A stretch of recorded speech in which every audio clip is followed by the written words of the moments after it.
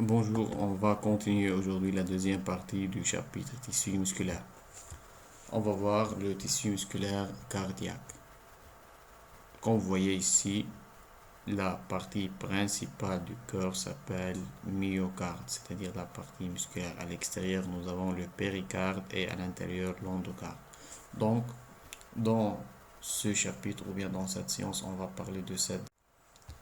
La couche moyenne donc de la paroi du cœur s'appelle myocarde. Elle est composée d'un tissu musculaire associé à un tissu conjonctif interstitiel riche en vaisseaux sanguins, lymphatiques et en fibres nerveuses. Donc, ce myocarde encore avec les cellules musculaires contient ce que j'ai dit maintenant, tissu conjonctif interstitiel, etc.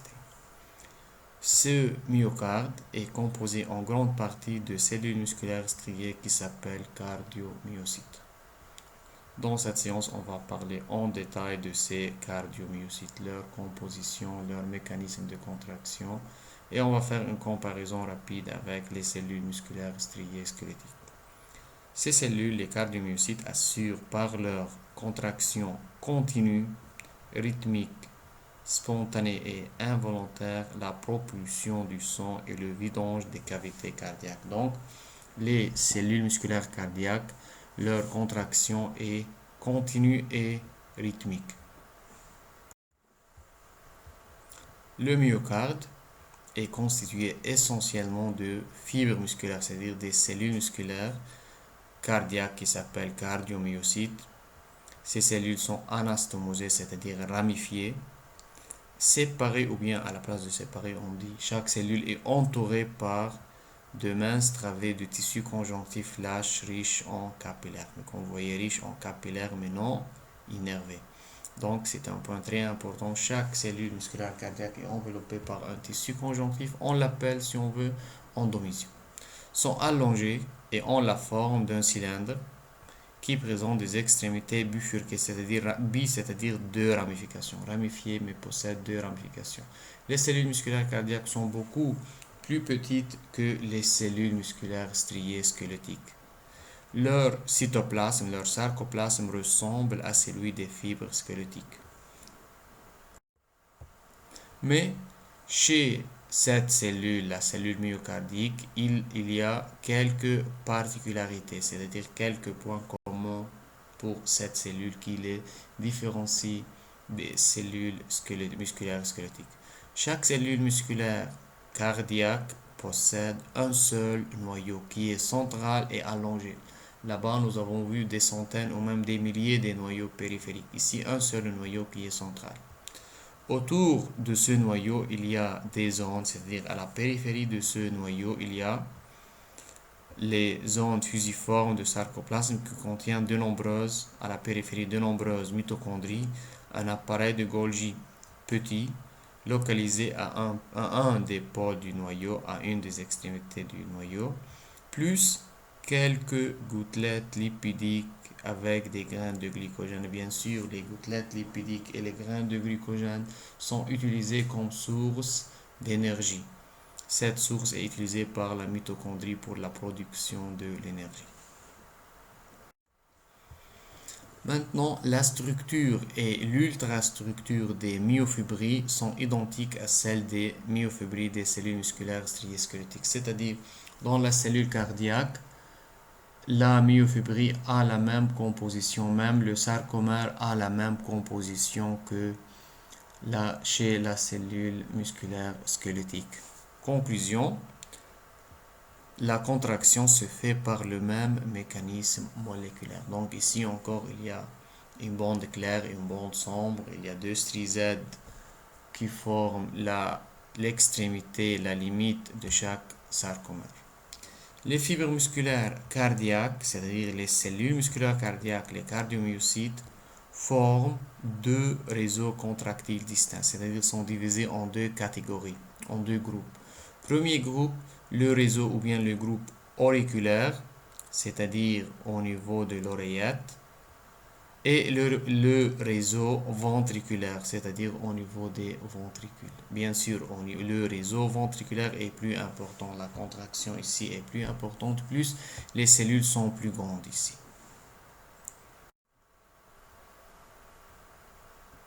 Une autre différence avec la cellule musculaire squelettique, c'est le système sarcotubulaire, c'est-à-dire le tubule T avec le réticulum sarcoplasmique. Ensemble forment ce qu'on appelle système sarcotubulaire. Ici, on va voir une différence entre cellules cardiaques et cellules musculaires squelettiques. Le réticulum sarcoplasmique dans la cellule cardiaque est moins développé. Il est formé de tubules longitudinaux, c'est-à-dire il est formé de canalicules comme là-bas, mais dans notre cas maintenant, il n'y a pas de citerne terminale. Donc, des tubules longitudinaux sans citerne terminale. Pour cela, on appelle ces tubules longitudinaux tubules L. Et ces tubules s'étendent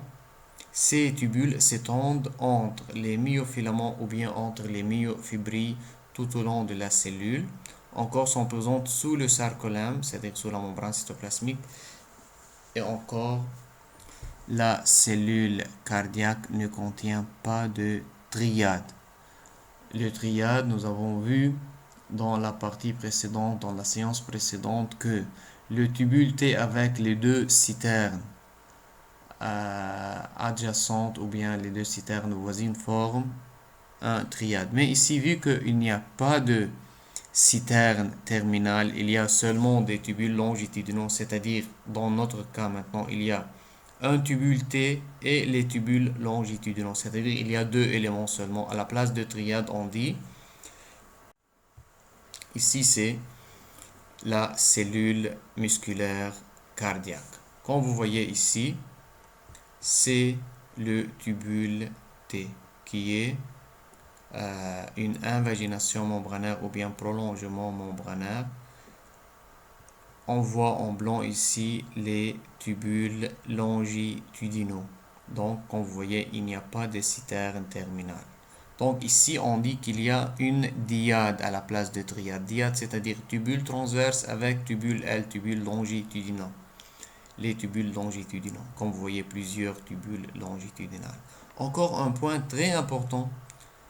La diade est localisée au niveau de la strie Z. Donc, le tubule T dans la cellule cardiaque est localisé au niveau de la strie Z, comme vous voyez ici et là. Par contre, chez la cellule musculaire squelettique, le tubule T était localisé au niveau de la jonction AI, à cet endroit ici, entre la bande A et la bande I. Donc, c'est une différence entre les deux cellules. Ici, le tubule T ou bien la diade sont localisés au niveau de la strie Z.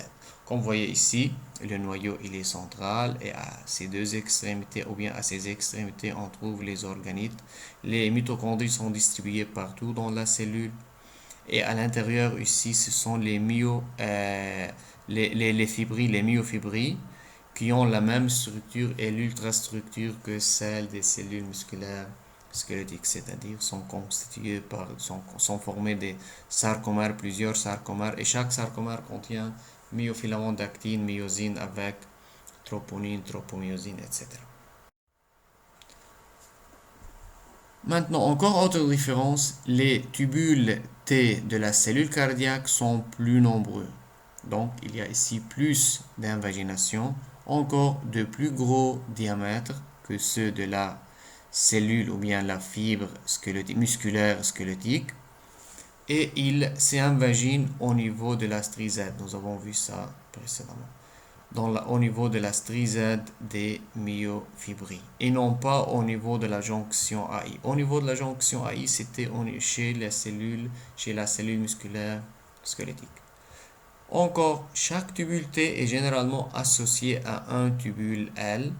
L'ensemble forme une diade. Donc, tubule T avec tubule L forme une diade.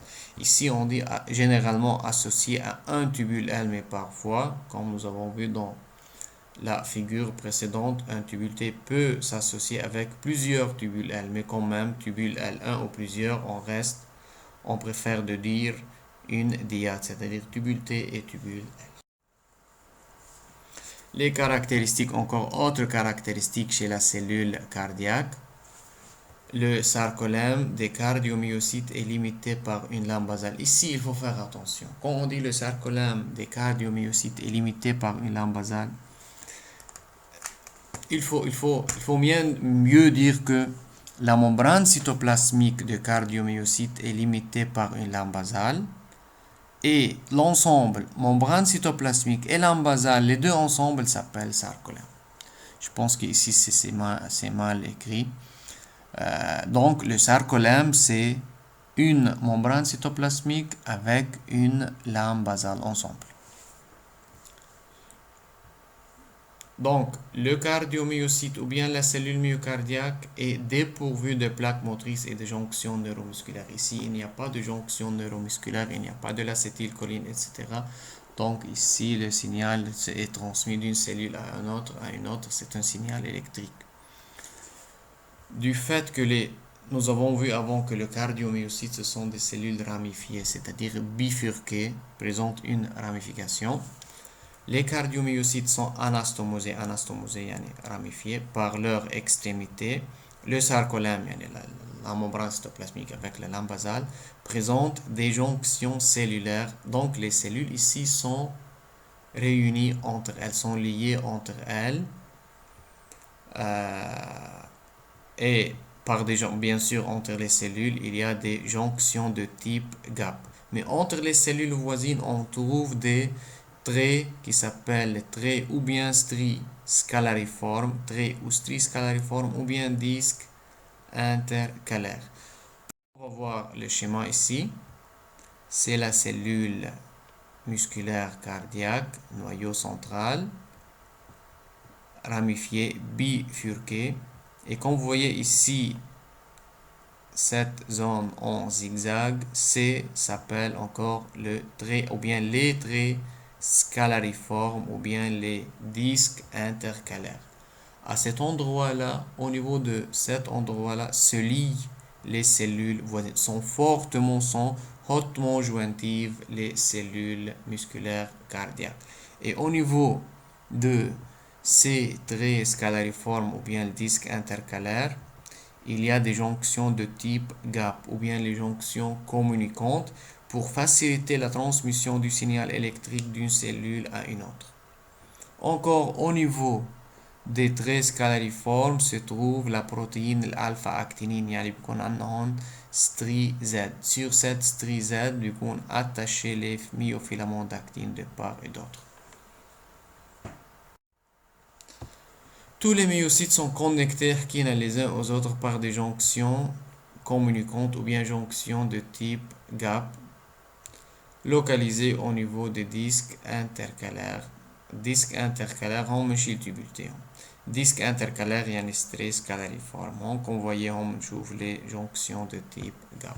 Jonction le rôle tabac assure une continuité physique entre les myocytes, permettent une propagation rapide de l'influx d'une cellule à une autre. Donc facilite la transmission du signal. Donc synchronisation des battements. Synchronisation des battements, c'est-à-dire les cellules musculaires cardiaques se contractent en même temps. C'est ça la synchronisation des battements.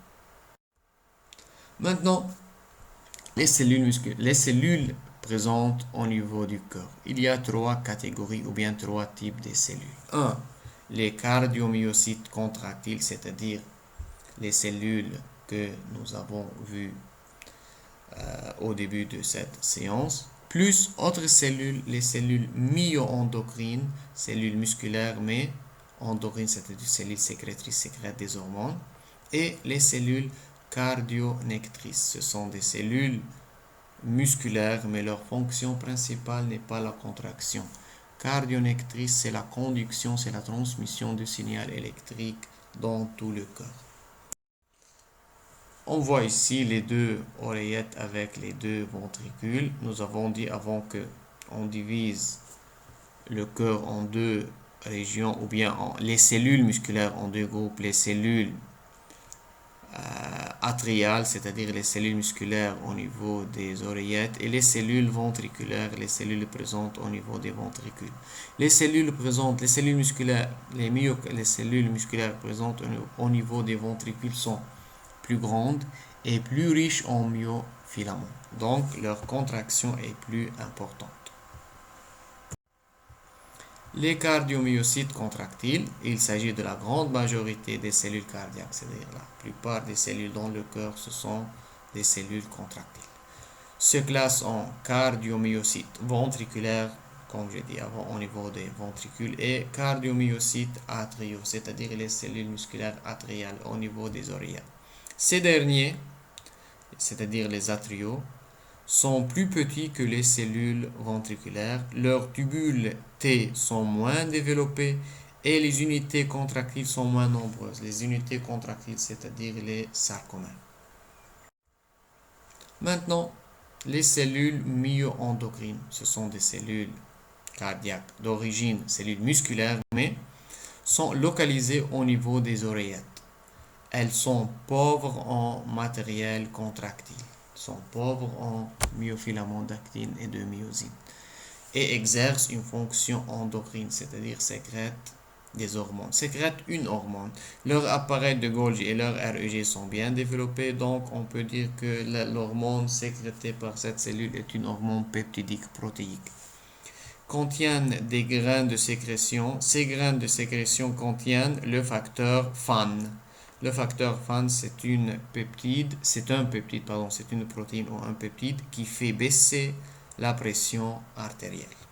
Donc, ce sont les cellules myo-endocrines. Maintenant, troisième catégorie des cellules cardiaques, les cellules cardiolectrices. Ce sont des cellules cardiaques mais modifiées, qui sont spécialisées non dans la contraction, mais sont spécialisées dans l'initiation et la conduction de la contraction du myocarde. On trouve comment l'initiation et ensuite la conduction, c'est-à-dire la transmission du signal. Elles diffèrent selon leur localisation anatomique. Les cellules cardiolectrices sont de trois types.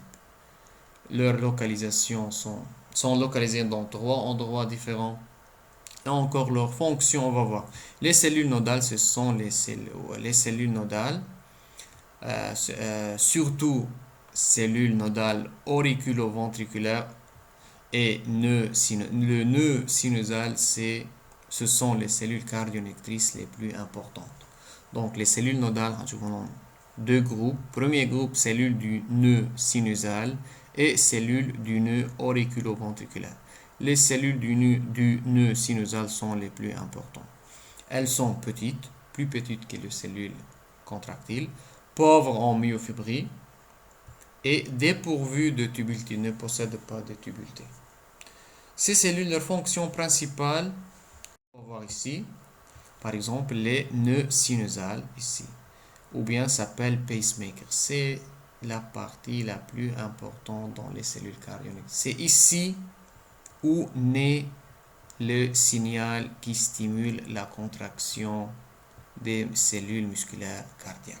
Donc ici, c'est l'origine de la contraction ou bien de la stimulation des cellules musculaires cardiaques. Ensuite, le signal pour diffuser très rapidement dans tout le corps traverse cette région entre les ventricules en utilisant les cellules qui s'appellent faisceaux de His. Les faisceaux de His sont plus grandes que les cellules nodales et finalement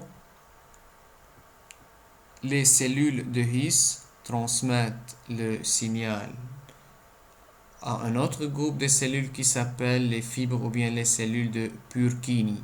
Les cellules de Purkinje, ce sont des cellules les plus grandes, ce sont les cellules les plus grandes au niveau du corps, même sont plus grandes que les cellules musculaires cardiaques, et la vitesse de la conduction ou bien de la transmission du signal électrique est 4 fois plus rapide au niveau des fibres de Purkinje que au niveau des cellules musculaires cardiaques contractiles. Donc c'est ça l'importance des cellules cardiolectrices, c'est la vitesse de la transmission de signal vers toutes les cellules contractiles. Et il ne faut pas oublier que les cellules du nœud sinusal sont les plus importantes, là où naît le signal qui va stimuler la contraction. À la fin du cœur, à la fin de la partie muscle cardiaque, ici il y a un tableau pour faire un résumé ou une comparaison entre cœur et muscle squelettique. La cellule musculaire striée squelettique s'appelle rhabdomyocyte. La cellule musculaire striée cardiaque s'appelle cardiomyocyte. Muscle squelettique centaines de noyaux, muscle cardiaque un seul noyau central unique et allongé. Muscle squelettique, le réticulum sarcoplasmique entoure les myofibrilles et possède des citernes terminales. Réticulum sarcoplasmique cardiaque moins développé formé des tubules longitudinaux qui s'appellent tubules L. Tubule T au niveau est localisé ou bien les tubules T sont localisés au niveau de la jonction AI. Le muscle squelettique, le muscle cardiaque, les tubules T sont localisés au niveau de la strie Z. Dans la cellule musculaire ou bien chez la cellule musculaire squelettique, présence de triades, c'est-à-dire un tubule T avec deux citernes terminales. Par contre, muscle cardiaque, absence de triade, mais à sa place, il y a une diade. Diade, c'est-à-dire tubule L, tubule longitudinal avec tubule T.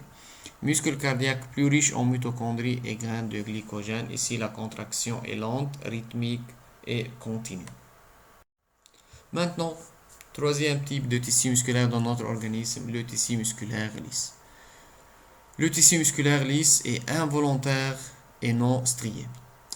Il ne faut pas oublier que tous les tissus musculaires sont composés de cellules qui ne se multiplient pas. Donc, les muscles, les cellules cardiaques, les cellules musculaires squelettiques et les cellules musculaires lisses ne se multiplient pas. Et ici sont involontaires et non striés. Involontaires comme les cellules musculaires cardiaques. Les cellules musculaires cardiaques encore sont. Donc, seulement les muscles squelettiques sont volontaires. Non striés, c'est-à-dire c'est le seul type de tissu musculaire qui ne possède pas de striation, ne possède pas de strie Z ni de strie M. Donc, ici, l'organisation, la structure et l'ultrastructure est complètement différente. Ici, on ne voit pas des sarcomères. Il n'y a pas de sarcomères dans les cellules musculaires lisses. La cellule musculaire lisse s'appelle léomyocyte, associée à des éléments conjonctifs vasculaires et nerveux, c'est-à-dire elle est enveloppée par un tissu conjonctif lâche qui est vascularisé et innervé. Dans le corps, le tissu conjonctif lâche était seulement vascularisé, qui entoure la cellule musculaire. Par la contraction, ces cellules participent à la régulation des grandes fonctions vitales. Elles participent à la composition de la paroi des vaisseaux, des voies digestives, respiratoires, urinaires et génitales. Ce sont les grandes fonctions vitales. Donc, l'appareil respiratoire, appareil digestif, appareil urinaire, génital, vaisseau sanguin, tous ces appareils ou ces systèmes possèdent un tissu musculaire lisse involontaire. Les cellules lisses sont des cellules allongées et fusiformes, non ramifiées. Fusiformes, là-bas, étaient cylindriques, de taille variable selon leur localisation. Donc, leur taille n'est pas fixe. Bien sûr, sont plus petites que les cellules musculaires squelettiques. Chaque cellule contient un seul noyau qui est central, allongé, renfermant un ou parfois deux nucléoles. Le sarcoplasme, le cytoplasme est acidophile et pauvre en myoglobine. Il présente deux zones. Le cytoplasme présente deux zones. Une où les organites sont très abondants, une zone où les organites sont très abondants, par exemple l'appareil de Golgi, REG, mitochondrie, occupe au niveau des deux pôles du noyau. Donc, à la périphérie du noyau, on trouve les organites. La partie restante, tout le reste du cytoplasme, est occupé par les myofilaments d'actine et de myosine. Mais l'organisation, c'est-à-dire la structure et l'ultrastructure de ces myofilaments, est différente de celle des filaments des cellules musculaires striées squelettiques et qui ne forment pas de sarcomères. Donc ici, on ne parle pas des sarcomères. Il n'y a pas ni strie Z ni strie M. Ici, on voit une cellule, ou bien ici, deux cellules musculaires lisses. Quand vous voyez la forme fusiforme allongée, on voit ici à fort grossissement, on voit les filaments d'actine et filaments de myosine. Les filaments d'actine sont plus nombreux que filaments de myosine. Mais On voit aussi au niveau de la membrane cytoplasmique de la cellule musculaire lisse, on voit les corps denses. Les corps denses sont constitués d'une protéine qui s'appelle alpha-actinine au niveau de la membrane cytoplasmique. Et sur les corps denses sont attachés les filaments d'actine. Donc les filaments d'actine sont attachés au niveau de la membrane cytoplasmique par l'intermédiaire des corps denses qui sont composés de filaments alpha-actinine. L'alpha-actinine encore présente au niveau des striates بالميوسكل strié. Entre les filaments d'actine موجود الفيلامون de myosine. هيدي l'organisation le filament d'actine et filament de myosine. Mais ici on ne parle pas de myofibrilles ni de sarcomère. Donc la structure ici est différente. Mais quand même, vu que l'actine ou le myosine sont parallèles comme vous voyez, il y a une contraction ou une raccourcissement des cellules. Les myofilaments d'actine et myosine sont groupés en faisceaux irréguliers et orientés toujours parallèlement au grand axe de la cellule. Les myofilaments minces, c'est-à-dire les myofilaments d'actine associés à la tropomyosine. Il n'y a pas de troponine ici. Encore, c'est une différence. Les myofilaments épais, c'est-à-dire filaments de myosine, sont beaucoup moins nombreux que les filaments, entre les filaments d'actine. Les faisceaux de protéines contractiles actine et myosine s'entrecroisent et s'insèrent sur des points d'ancrage ou corps denses. Point d'ancrage, c'est le point de fixation. Mine bien fixation à la corps dense, les filaments d'actine. Le corps dense contient de l'alpha-actinine et sont dispersés sur le sarcolème au niveau de la membrane cytoplasmique. On me chauffe les filaments d'actine et myosine qui veut dire la contraction. Lors de la contraction, ces filaments se contractent, donc toute la cellule se contracte. Je vous kiffe la contraction cellule. Ici, un autre schéma qui montre le corps dense au niveau de la membrane cytoplasmique, filament d'actine. Au milieu en bleu, filament de myosine. De l'autre côté, encore filament d'actine. Maintenant, autre point, autre caractéristique chez la cellule musculaire lisse, au niveau de la membrane cytoplasmique, nous avons des invaginations. Ces invaginations ne sont pas des tubultés, ressemblent aux tubultés, mais ne sont pas des tubultés, s'appellent les cavioli. Les cavioles ou cavioli sont remplis par des ions de calcium. Donc, les ions de calcium sont stockés à l'extérieur de la cellule. مش مثل بالميوسكل squelettique كانوا بالréticulum sarcoplasmique. Ici, le calcium est stocké dans les cavioli. Et lors de la stimulation de la cellule, ces ions de calcium traversent la membrane et pénètrent à l'intérieur de la cellule. par exemple, le cavioli, il y a l'invagination موجودة contient riche en ions de calcium et possède des canaux au niveau de la membrane pour laisser passer l'ion de calcium. Le sarcolème, donc, le sarcolème, une membrane plasmique doublée extérieurement par une lame basale, riche en invagination appelée caviole. Les cavioles ou cavioli sont nombreuses et sont disposées en file régulière entre les corps denses, c'est-à-dire entre deux cavioli, nous avons un corps dense. Contiennent notamment des ions calcium. Leur fonction pourrait s'apparenter à celle des systèmes T. Pourrait y avoir une forme, d'autres fonctions bien sûr. Contiennent les ions de calcium. Et lors de la libération de ces ions de calcium, ces ions vont pénétrer à l'intérieur et vont stimuler la contraction musculaire. Maintenant, le mécanisme de contraction dans la cellule musculaire lisse. Les mécanismes de contraction ici sont néanmoins légèrement différents. Donc, nous n'avons pas le même mécanisme de contraction. Tout d'abord, les ions de calcium ici sont libérés à partir des cavioli dans le cytoplasme. Ces ions de calcium, vu que ici il n'y a pas de troponine, donc les ions de calcium vont se fixer sur une autre protéine. Les ions de calcium dans le cytoplasme se fixent sur une protéine appelée calmoduline. Il y a encore une différence. Là-bas, il y a une fixation sur La troponine, c'est ici sur la calmoduline. Le complexe calmoduline-calcium, ce complexe va activer une autre protéine, va activer une enzyme qui s'appelle kinase. Il y en a plusieurs kinases dans la nature et même dans notre organisme, mais la famille des enzymes kinases, ce sont des enzymes de phosphorylation. Et chacune est responsable d'une fonction de phosphorylation spécifique chez une molécule spécifique. Active une kinase et la kinase va permettre la phosphorylation de la myosine. Donc ici, la myosine au repos ne peut pas recevoir une molécule d'ATP. Elle a besoin d'une kinase pour catalyser la phosphorylation, c'est-à-dire la réaction de l'addition d'un groupement phosphate à la myosine au niveau de la tête légère.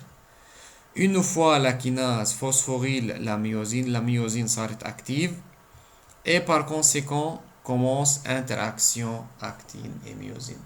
Donc avant l'entrée des ions de calcium, ما كان في interaction actine et myosine car au début il faut phosphoryler, il faut activer la myosine. Pour activer la myosine, nous avons besoin d'une kinase, enzyme de phosphorylation. Cette enzyme était au repos. Pour l'activer, nous avons besoin du complexe calcium-calmoduline. Le calmoduline a été activé par les ions de calcium.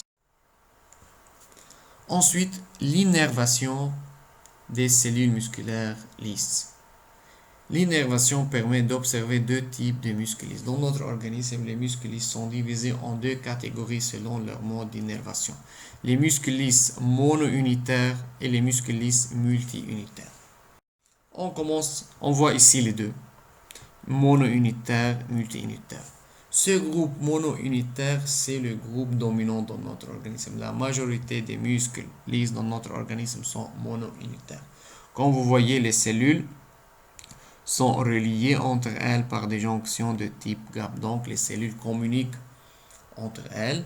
Et il y a ici une fibre qui stimule une cellule, par exemple. La fibre musculaire ici reçoit un signal et ensuite va transmettre ce signal vers les autres cellules. Donc, la contraction ne se fait pas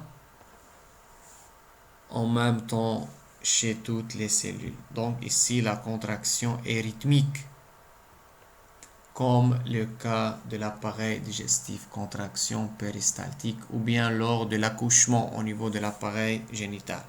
Car le signal prend une fraction de seconde, là, il n'y a pas une grande différence, mais le signal doit passer d'une cellule à une autre à travers les jonctions de type K. Par contre, les muscles lisses multi-unitaires, comme vous voyez, les cellules sont indépendantes. Il n'y a pas, rarement on trouve des jonctions GAP. Ici, on trouve pas, mais on trouve quelques cellules sont reliées entre elles par des jonctions GAP, mais une minorité. La majorité des cellules sont indépendantes et chaque cellule reçoit une fibre nerveuse ou bien une terminaison nerveuse. Chaque cellule reçoit une terminaison nerveuse. Donc, la contraction ici s'appelle contraction tonique. Toutes les cellules reçoivent le signal au même instant, donc toutes les cellules se contractent au même instant. Les muscles lisses unitaires ou mono-unitaires sont de loin les plus nombreux. Leurs cellules tendent à se contracter ensemble, mais d'une façon rythmique. Exemple, contraction péristaltique, car elles sont couplées électriquement les unes aux autres par des jonctions GAP, bien le signal passe d'une cellule à une autre. Lorsqu'une terminaison nerveuse stimule une fibre, c'est-à-dire une cellule musculaire lisse, le signal parcourt les autres fibres de sorte que la contraction se produit en une onde. Donc la contraction se produit en une onde. Pas toutes les cellules se contractent au même instant. Le stimulus passant de cellule à cellule à travers les jonctions, exemple accouchement. Ce type unitaire provoque une contraction relativement lente comparée avec la contraction tonique chez les muscles lisses multi-unitaires. Maintenant, muscles lisses multi-unitaires formés de cellules musculaires distinctes, c'est-à-dire indépendantes les unes des autres, chacune reçoit une terminaison nerveuse. Les jonctions GAP sont rares et les cellules reçoivent presque chacune, en général, chaque cellule reçoit des terminaisons nerveuses propres, c'est-à-dire pour elle seule. La contraction de ces muscles est tonique et rapide, relativement rapide, comparé avec muscles mono-unitaires, car la stimulation provoque la contraction de toutes les fibres. La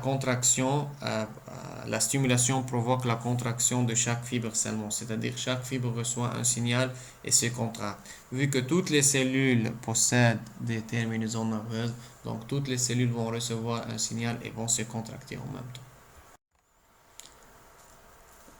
C'était le cas, les muscles contraction de type tonique, c'était le cas de certains vaisseaux sanguins se contractent comme ça.